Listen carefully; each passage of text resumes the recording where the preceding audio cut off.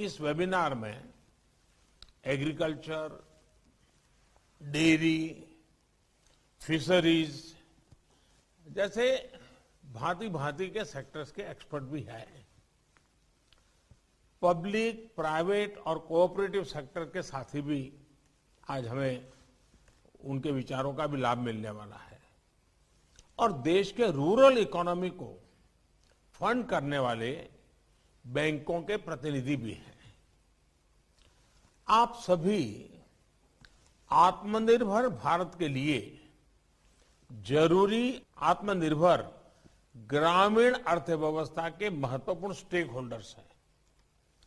मैंने कुछ समय पहले संसद में इस बात को विस्तार से रखा था कि कैसे देश के छोटे किसानों को ध्यान में रखते हुए सरकार ने बीते वर्षों में अनेक महत्वपूर्ण निर्णय लिए हैं।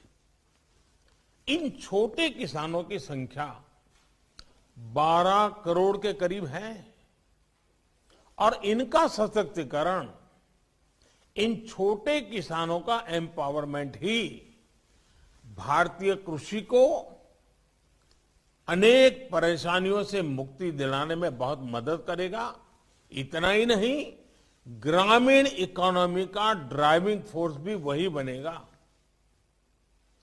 मैं अपनी बात आगे बढ़ाने से पहले बजट में कृषि के लिए जो किया गया है उसके कुछ हाइलाइट्स आपके सामने दोहराना चाहता हूं। मैं जानता हूं आप इन सारी बातों से परिचित हैं। सरकार ने इस बार एग्रीकल्चर क्रेडिट टारगेट को बढ़ाकर 16,50,000 करोड़ रुपया कर दिया है। इसमें भी पशुपालन, डेयरी और फिशरीज सेक्टर को प्राथमिकता दी गई है। रूरल इंफ्रास्ट्रक्चर फंड को भी बढ़ाकर 40,000 करोड़ रुपया कर दिया गया है। माइक्रो इरिगेशन फंड की भी राशि बढ़ाकर 2 गुना कर दी गई है। ऑपरेशन ग्रीन स्कीम का दायरा बढ़ाकर अब 22 पेरिसेबल प्रोडक्ट्स तक का उसको कर दिया गया है। देश की 1000 और मंडियों को ई नाम से जोड़ने का फैसला लिया गया है। इन सारे ही निर्णयों में सरकार की सोच झलकती है, सरकार का इरादा महसूस होता है और साथ साथ सरकार के विजन का पता चलता है। और ये सारी बातें आप सबके साथ चर्चा में से उभरी हुई है, जिसको हमने आगे बढ़ाया है। लगातार बढ़ते हुए कृषि उत्पादन के बीच 21वीं सदी में भारत को पोस्ट हार्वेस्ट क्रांति या फिर फूड प्रोसेसिंग क्रांति और वैल्यू एडिशन की आवश्यकता है।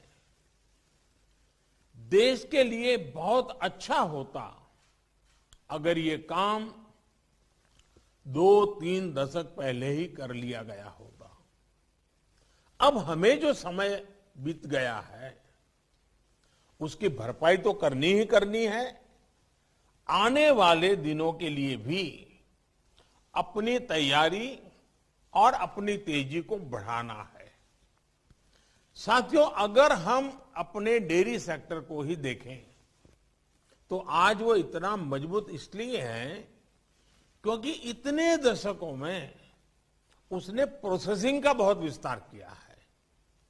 आज हमें एग्रीकल्चर के हर सेक्टर में, हर खाद्यान्न, हर सब्जी, फल, फिशरीज सभी में प्रोसेसिंग पर सबसे ज्यादा फोकस करना है।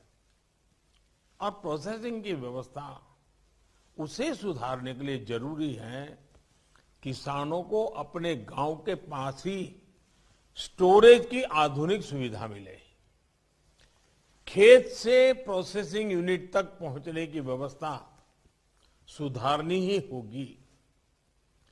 प्रोसेसिंग यूनिट की hand holding farmer producer organisations मिलकर के करें। और हम सब ये जानते हैं कि फूड प्रोसेसिंग क्रांति के लिए देश के किसानों के साथ ही देश के पब्लिक प्राइवेट कोऑपरेटिव सेक्टर को भी पूरी ताकत से सही दिशा में आगे बढ़ाना होगा।